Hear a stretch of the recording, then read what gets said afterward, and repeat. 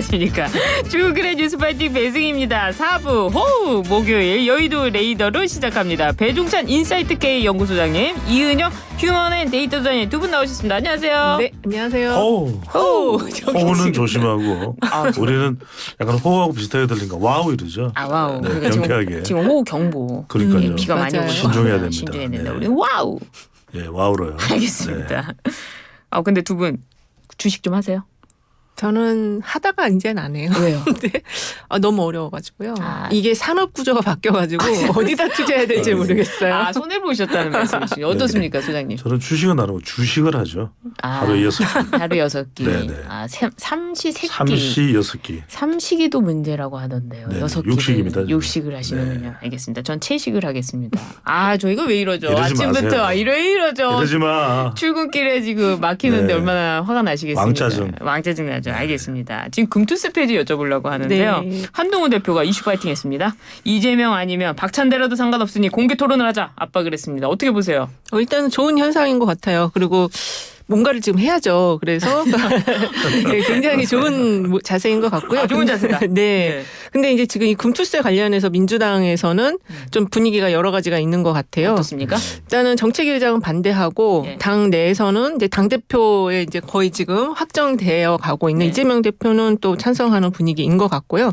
근데 지금 그 좀 전에 말씀드린 것처럼 주식을 하는 사람들의 그 좀 구조가 바뀐 것 같아요. 네. 20대, 30대가 많이 유입이 되어서 이들의 그 투자 패턴이 기존에 우리 이제 봤던 거하고 좀 많이 달라졌다고 하는데 네. 성장형이나 아니면 테마주형 이런 주식들에 투자를 많이 하고 또 데이 트레이딩이 많이 증가를 했다고 하더라고요. 그래서 뭔가 이거를 그 재테크의 일환으로 보는 장기 투자에서 어떤 그 기업 가치를 살리는 그런 방향보다는 그 재테크의 관점으로 보는 사람들이 굉장히 늘어났는데 여기에서 이제 5천만 원 이상의 수익을 매매 차익을 얻은 곳에다가 20에서 25%까지 과세를 한다고 한다면 지금 그렇지 않아도 우리나라 주식시장이 좀 저평가돼 있고 최근에 또 급락한 경우도 있어서 상당히 좀 주식시장이 그렇게 썩 좋지는 않잖아요. 그러니까 이런 상황에서 좀 주식시장이 이제 어떤 평가가 받고 이런 다음에 금투스 페이지 어떻게 한다는 겁니까? 민주당이? 그래서 좀 저는 좀 유예하거나 네. 폐지했다가 다시 좀 시장이 좋아지면 폐지하자. 네, 예. 하면 좋겠다. 제가 설명을 드릴게요. 예. 이은영 소장이 이제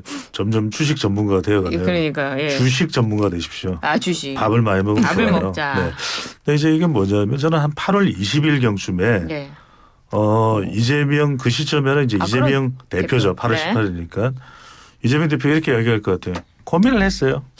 그런데 안 이거 참 똑같아요. 우리 경제에 미치는 영향이 적지 않아요. 그러면서 저는 이재명 그 시점입니다. 제가 말씀드린 8월 20일경쯤에 당대표 그 시점에 당 대표의 목소리로 예. 금융투자소득세를 깊은 고민 끝에 네. 폐지하겠다고 말할 가능성이 아하. 매우 높다. 왜냐하면은 예.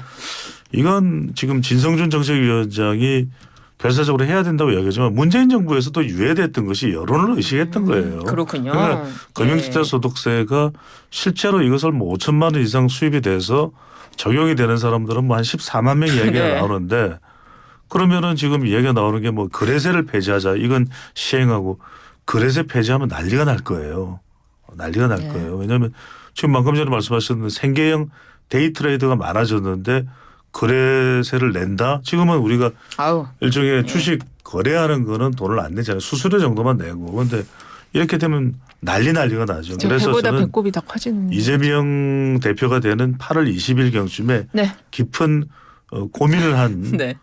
결단으로 이걸 폐지를 하겠다. 그렇군요. 발표할 가능성이 좀 매우 높을 것으로. 근데 저는 지금 진성준 정책위 의장은 굉장히 강력하게 해야 된다고 주장을 하고 있는데 약속 대련이죠. 그런 거야? 아니 그 개인 그 블로그에도 아니에요. 약속 대련이라고 보기에는 지금 블로그에 엄청난 댓글 달렸고 네. 엄청나게 항의를 받았거든요. 근데 하나의 가치로 보는 것 같아요. 그러니까 소득이 있는 곳에 과세하겠다라는 그걸 하나의 또 기본적인 가치로 보는 것 같은데, 네. 근데 좀 상황도 살펴봐야 될 것 같고 이게 지금 이 해당하는 사람들이 1%가 안 된다고 하는데 그 실제로 이제 진성준 정책위 의장이시니까 이게 너무 해당자가 적다라고 이거 아닌 것 같다. 더 많을 것이다라고 하면 그거에 대한 어떤 자료를 좀 내놓으시고 금투세는 가야 된다 이렇게 좀 얘기를 하시던지 네.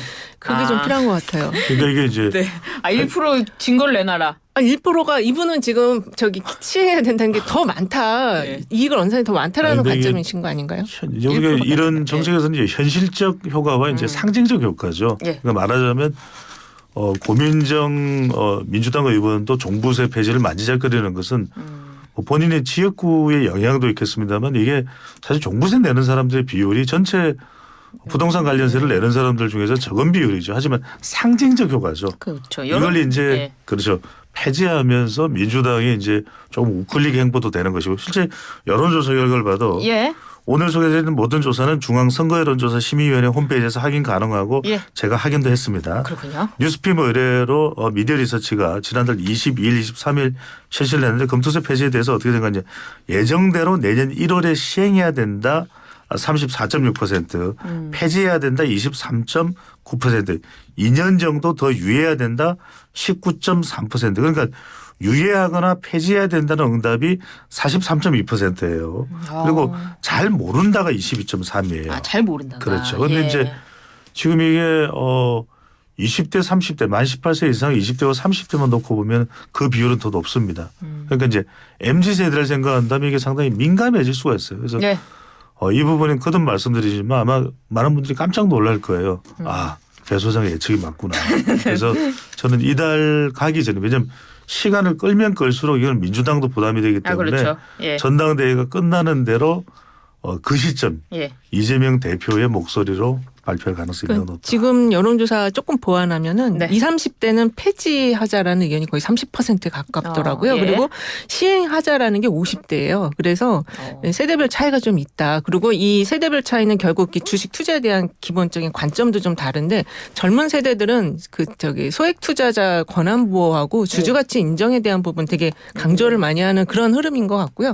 그런 면에서는 화이트 칼라에 해당하는 오히려 이거 금투세를 하기보다는 주가 조작이라든지 이런 화이트 칼라형 범죄를 좀 더 강력하게 처단하는 거를 더 지금 정책으로 내놔야 되지 않을까라는 생각이 잠깐만요. 들어요. 팩트 체크를 해드릴게요. 20대에서는 내년 1월에 시행해야 된다가 33.5% 전체 응답보다도 낮은 비율이고요. 그렇죠. 2년 정도 더 유예하거나 폐지해야 된다가 16.6% 플러스 29.9니까 더 높은 거죠. 그러네요. 그래서 예. 20대나 30대의 의견을 쫓자면 그러네요. 그런 결정을 폐지나 유예인데 유예 가지고는 안 통할 거예요. 왜냐하면 지금 난리가 한동훈 났으니까요. 대표는 이걸 이제 폐지 쪽으로 가닥을 잡고 네.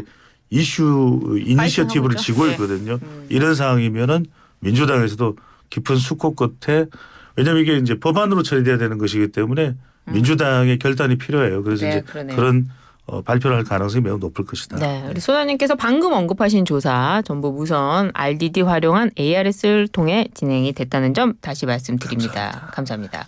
민주당이 세 번째 해병대원 특검법 발의로 맞불을 놨습니다. 이 새 특검법에는 임성근 전 사단장 구명 로비 의혹이 포함되는 등 내용이 더 강력해질 걸로 보이는데요. 어떻게 평가하십니까? 일단은 지금 더 강력한 특검법을 내놨거든요. 그리고 국조를 좀 염두에 두고 있는 것 같아요. 국조요? 그래서 수사 대상하고 증거 수집 기간을 더 확대한 것을 내용에 명시를 했어요. 네. 여기에 대해서 이제 한동훈 지금 대표는 이게 자체가 특검이나 이런 건 굉장히 무거운 제도니까 무겁게 써야 된다. 그러면서 지금 법안 발의를 안 하고 있거든요. 네. 그 제3자 추천에 대한 법안을 빨리 발의하셔야지 이런 말도 설득력이 있다. 이런 생각이 듭니다. 어떻습니까? 이 해병대원 특검법 방식을 두고 여야 의견이 갈리는데요. 국민들은 어떤 방식으로 특검을 해야 한다고 보고 있나요? 그렇죠. 여론조사 결과가 있는데 네. 아까 조사 방식까지 말씀해 주셔서 감사드리고 이번 조사는 이제 데일리안이 여론조사 공정에 의뢰를 해서 지난달 29일 30일 실시한 무선 자동 응답 조사 예. 결과입니다. 이 최상병 특검에 대해서 특별검사를 추천하는 방식 몇 가지 선택지를 줬습니다. 그렇군요.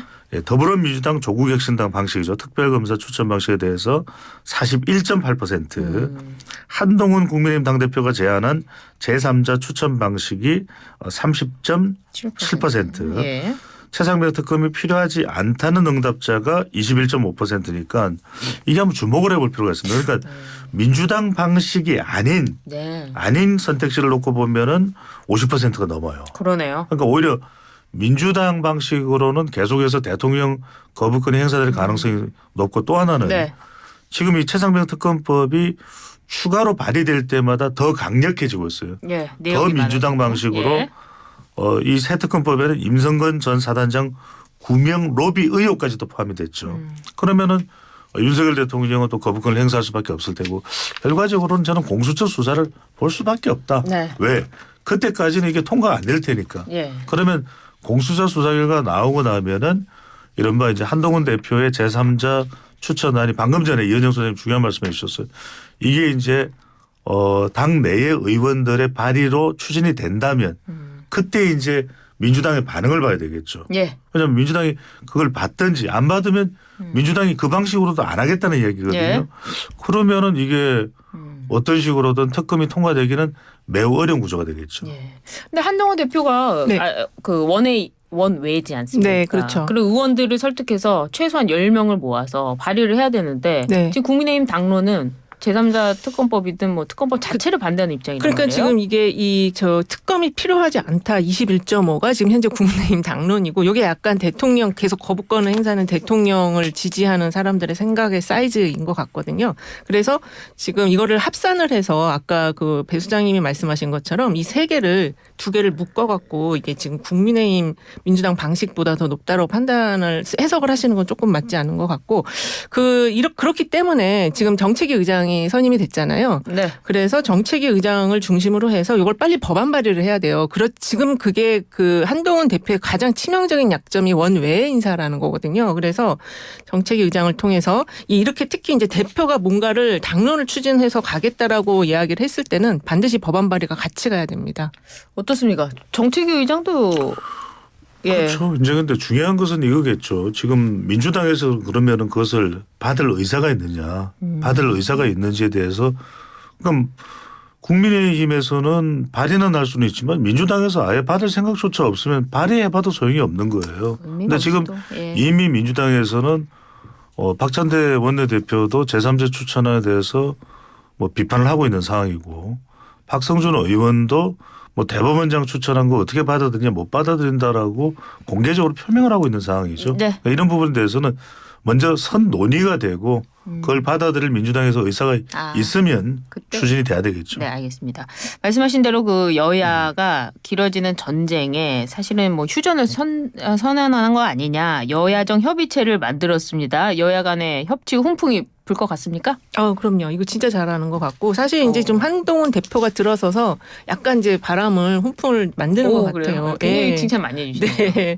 근데 지금 이 여야정 협의회는 지금 박찬대 원내대표도 찬성을 했어요. 그리고 국민의힘 이번에 이제 신임 새로 정책위 의장이 된 김상훈 대표도 네. 공통 공약이 한 80개였다. 지난 총선 때. 네. 그리고 민주당론 발의가 50개, 그다음에 국민의힘 당론 발의가 31개여서 충분히 그리고 좀 공통적으로 이거는 그냥 바로 처리할 수 있는 법안들 꽤 눈에 보인다. 네. 구하라법이라든지 이런 것들을 얘기를 하셨거든요. 그 아까 말한 그 최혜병 특검법안이 그 당론 발의가 되면은 요것도 여기에 넣어갖고 같이 다 종합적으로 논의를 해볼 수 있는 아마 좀 민주당에서 받을 거라고 생각을 해요. 논의할 수 있다.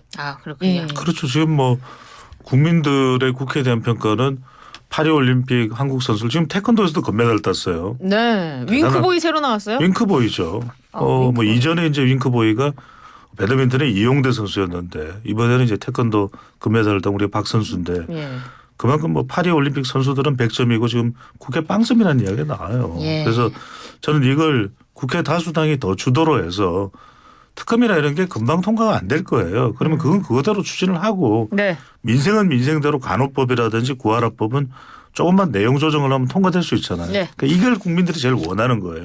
이래라.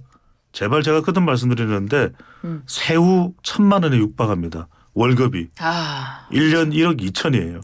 이 고액 연봉자 300명이 제발 좀 퍼포먼스를 내달라.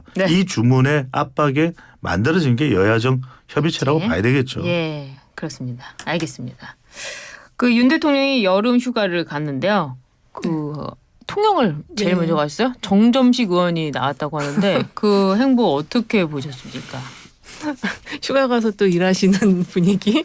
예. 그리고 시장- 의중이 있었을까요? 아. 정치적으로. 뭐 약간 이제 그 정점식 그 네. 지금 당 지도부에서 나왔잖아요. 예. 이제 결국에는 사퇴를 했는데 그걸 위로하는 차원에서 약간의 그런 좀 걸까요? 퍼포먼스라고 보여지고 예. 김건희 여사도 같이 이제 행보를 했는데요. 네. 저는 그 사진이 다 작년 사진들을 다 갖다 썼더라고요. 그래서 비공개 행보라서 사진이 안 나왔나 했더니 사진은 한 장 나오긴 나왔어요. 옆모습만 나온. 예. 그래서 어쨌든 지금 제2부속실 설치를 하겠다고 하고 휴가를 가셔가지고 네. 이제 그걸 고민 많이 하실 텐데 그 한 장에 그 옆모습만 나온 사진을 봐도 당분간은 좀 행보를 안 했으면 좋겠다는 생각이 들더라고요. 그래요? 네. 당분간만. 네, 계속 2부속실 설치. 이게 후. 네. 이은영 소장과 저도 이제 항상 데이터로 분석하는 사람이니까 예. 말씀해 결국은 주시죠. 지지율이겠죠. 아, 결국 지지율이 높았으면은 네. 오히려 더 박수갈채가 쏟아졌겠죠. 지지율 50%대에서 윤석열 대통령과 김건희 여사가 휴가 행보를 했더라면 난리가 났겠죠. 환호성으로. 결국 낮은 지지율에는 상당히 어려울 수밖에 없는 상황이고 네. 또 해야 될 민생 행보를 해야 되고 예. 또 일각에서는 왜 통영을 갔냐라고 이야기를 하는데 네. 이 자리에는 당연히 통영에 뭐 그래요. 김민재 바이에른 뮌헨 축구 선수의 또 외삼촌 댁도 있고 아기 지치포도 맛있었고 아, 외삼촌 때까지 오징어포도 맛있었고 그래요. 먹방이 됐습니다만 그런데 이제 여기에는 예. 정점식 의원 외에도 예. 또 박완수 경남지사도 있었고 아, 네. 통영시장도 있었고 그러니까 그러네요. 기관장들이 나오는 거죠. 나와야죠. 근데 두 번째는 이제 이 무슨 해군 티셔츠를 왜 입었냐 이게 이제 해군에서 관리하는 거제 저도 바로 저도 가고 싶어요 저도죠. 근데 이 저도가 이 청해대가 있어요. 예. 그래서 이제 거기에 한 2박 3일 정도 하고 어디 다른 데로 뭐 이동이 될 것 같은데 그래서 이제 그 지역이 해군이 관리하기 때문에 이제 그 티셔츠를 입은 건데 그거 가지고 또 뭐 다 정치적 해석을 하고 있는 것이고 중요한 건 윤석열 대통령이 이번 휴가 행보에 대한 평가도 보면 지지율을 올려야 됩니다. 지지율을 네. 올려야 네. 김건희 여사와 관련된 부분도 좀 더 자유로울 수가 있는 것이고 예. 결국은 지지율이에요. 네, 알겠습니다. 지지율을 올리자. 근데요, 민주당 전당대회 투표율이 호남을 거치면서 20%대로 오히려 저조해졌습니다. 또 이러한 흥행 부진에 전대 기간 나타나는 컨벤션 효과 전혀 없는 것 같아요. 지금 뭐 전당대회가 이루어지고 있느냐 이렇게 궁금해하시는 분들도 많을 것 같은데요. 이게 좀 시기적인 부분도 같이 좀 겹쳐 있는 것 어떤 같아요. 부분이죠? 올림픽도 있고 지금 정말 휴가 피크거든요. 네. 그리고 정치 뉴스 지금 보니까 전체적으로 다 이렇게 조회수도 많이 떨어져 있어요. 네. 그래서 좀 시기적으로 좀 채택이 좋지 않은 것 같고 그리고 약간 그 통합형으로 해서 이렇게 전국을 다 도는 것보다는 주요한 포인트를 찍으면서 좀 휴가 시즌이니까 그렇게 네. 좀 기획을 했으면 좀 더 컨벤션 효과가 나지 않았을까.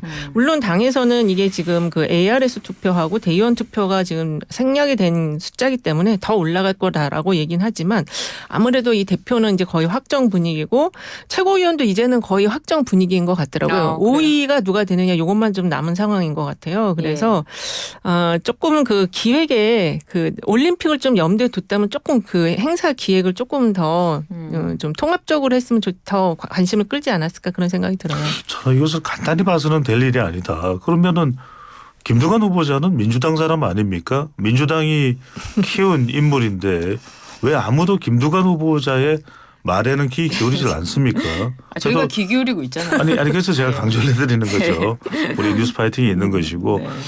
근데 지금 심각하게 생각해야 되는데 왜냐하면은 지금 전남에서의 투표율이 온라인 투표율이 4분의 1을 간신히 넘겼어요. 그러면 예, 4명의 등록 당원 중에서 지금 온라인 투표상으로는 1명 정도밖에 예. 투표를 안 이게 심각하지가 않습니까?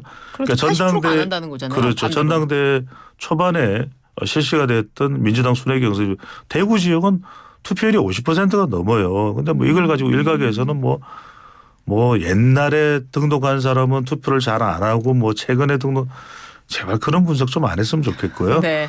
이건 뭐냐면 그만큼 지금 이재명 일극 체제에 대한 은연중에 이 반발 심리가 작동을 하는 거죠. 그리고 실제로 호남에서 그러면은 저는 낮은 투표율은 이해가 갑니다. 그러면 적어도 이재명 후보의 득표율은 더 높았어야죠. 다른 지역보다도. 네, 근데 어떻습니까? 민주당의 야성인데 오히려 호남 경선 직전만 하더라도 9대 0이었어요. 90%대 네. 대표로 당선될 이재명 후보 그랬는데 호남 경선 거치고 나니까 8대 0이 돼버렸어요. 더 내려왔어. 떨어졌군요. 그렇죠. 그리고 이재명 당대표 후보자의 결정적인 영향을 좀 미치고 있는 게 또 최고위원 네. 경선인데 여기도 김민석 후보자가 우뚝 1위로 올라섰고 심지어는 그동안 후순위에 가 있던 민영배 물론 지역구가 광산 네. 광주 광산 을이긴 합니다만 우뚝 섰어요. 여기서 5위권 내로 들어왔죠. 네. 한준호 후보자는 3위. 전북이 연고지인데 예. 3위로 올라섰죠. 그러니까 사실상 최고위원 후보자도 이재명 전 대표가 거의 결정을 하는 셈입니다. 그래서 오죽했으면 이런 시스템이 되니까 김두관 후보자는 이거 더민주 혁신회의를 가리킨 건 합니다만 그전에 민주당을 향해서 집단 쓰레기 이번에는 하나의 아니냐. 예. 전두환과 비교를 한 거예요. 굉장히 센 발언. 그러니까 저는 이거를 김두관 후보자를 그냥 매몰차게 비판할 게 아니라 왜 이런 이야기가 나오는가를 민주당 내에서도 네. 이 목소리에 대해서 어떻게 제대로 반응할까. 이거 뭐 개혁의 딸이나 또는 이런 강성지휘층에서 김두관 물러나라 이렇게 대응할 사안은 아니라는 것이죠. 이게 좀 전에 그 당원 투표를 20%니까 80%가 투표 안 하는 거 아니냐 이렇게 말씀하셨는데 그렇게 보시면 안 되고 이게 당원 투표율이 거의 평균적으로 한 40% 정도밖에 안 돼요. 아, 원래 당내. 예. 그 저기 국민의힘도 40%대였잖아요. 예. 그래서 이게 이제 아마 ARS나 이런 게 들어가면 더 올라가긴 할 건데 지금 이제 말씀하신 것처럼 김두관 후보 같이 이제 비주류 후보들이 그러면 이 전대를 좀 더 향한 전대 관심을 끌어올릴 수 있는 그런 이야기들을 지금 계속 하고는 있는데 왜 그게 먹히지 않느냐. 네. 김두관 후보 자체가 지금 이 당원 주권주의에 대한 그 기본적인 인식이 좀 안 돼 있는 것 같다는 생각이 들고 네. 그 하나회로 비교하는 그 혁신회를 하나회로 비교하는 거는 그건 정말로 좀 잘못된 비교였다고 저는 생각이 들거든요. 그래서 그 지금은 왜 당원들이 직접 이렇게 직접 민주주의를 요구하는 당원 주권의 흐름으로 가고 있냐 당내 분위기가 투표율과 별개로 그거에 대한 좀 이해를 할 필요가 있어요. 대의자들을 뽑아놨는데 그들이 기득권을 독점하고 그걸 내려놓지 않고 독식을 하니까 지금 당 내에서 이런 당원 주권주의라는 당원들의 움직임이 일어나고 있는데 그거를 지금 자꾸만 강경 개딸 뭐 이런 식의 발언들을 하는 거는 동의받을 수가 없는 얘기죠. 잠깐만 제가 팩트 체크를 할게요. 제가 말씀드린 것은 호남에서의 투표율이 상대적으로 낮았다. 근데 그것과 상관없이 이재명 후보자가 얻은 득표율이 왜 다른 지역보다 낮으냐. 이걸 제가 분석을 해드린 거죠. 네. 알겠습니다. 이 전당대회가 끝나고 또 우리가 알 수 있겠죠. 예. 분석을 또 해보도록 하고요. 야권에서는 뒤늦게 김대중 전 대통령 사저 매각 논란이 불거졌습니다.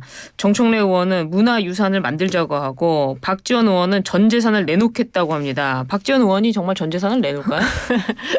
전 재산이 얼마인지 먼저 궁금하고요. 그리고 사실 우리 전대에서 이 사저 매각 논란이 지금 더 관심을 많이 끌고 있는 것 같아요. 네. 근데 그 지금 사저를 산 분이 그 김홍걸 전 의원의 또 뭐 후원자라는 얘기도 있고 이거를 잘 관리해서 예. 완전히 카페로 운영하는 건 아니다라는 얘기를 했다고 하는데 근데 이게 어쨌든 지금 DJ라면은 민주당의 어떤 진짜 그야말로 아버지? 예, 그런 분인데 이 사저 매각이 이렇게까지 진행될 정도로 방치되었다라는 것 자체가 조금 정말 안타까운 사안이죠. 저는요. 예. 김대중 전 대통령이 살아있었다면 이렇게 얘기했거든. 왜 내 정치적 유산이 이렇게 처리해볼까요? 저는 그렇게 말씀하셨을까요? 상당히 정말 경노했을 것 같아요. 김대중 전 대통령이 경노했을 것 같아요. 여기서.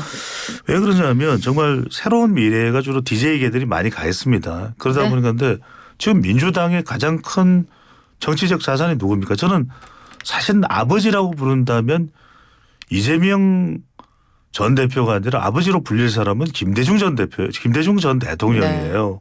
그런데 사람들이 그래도 최대로 높여 부른 것이 선상님입니다. 선상님. 네. 그런데 저는 첫 번째로 따져볼 부분은 아들 김홍걸의 무책임. 그러니까 저는 적어도 이런 정도의 보도가 나오게끔 하면 안 되죠. 그래도 대한민국에서 노벨 평화상을 받은 대통령이었고 그러면 적어도 아들이 자기 재산을 다 쏟아부어서라도 아니 물론 이제 상당한 상속세 세금이 나는데 그것도 지금 형제들 간에 좀 논란이 있었죠. 예. 저는요.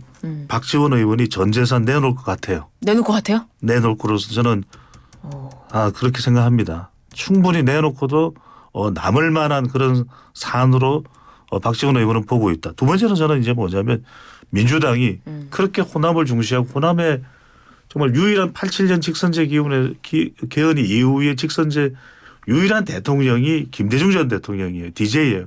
그러면 정말 민주당 어떻게 해서라도 좀 책임을 지면서 이거 수습했었어야죠.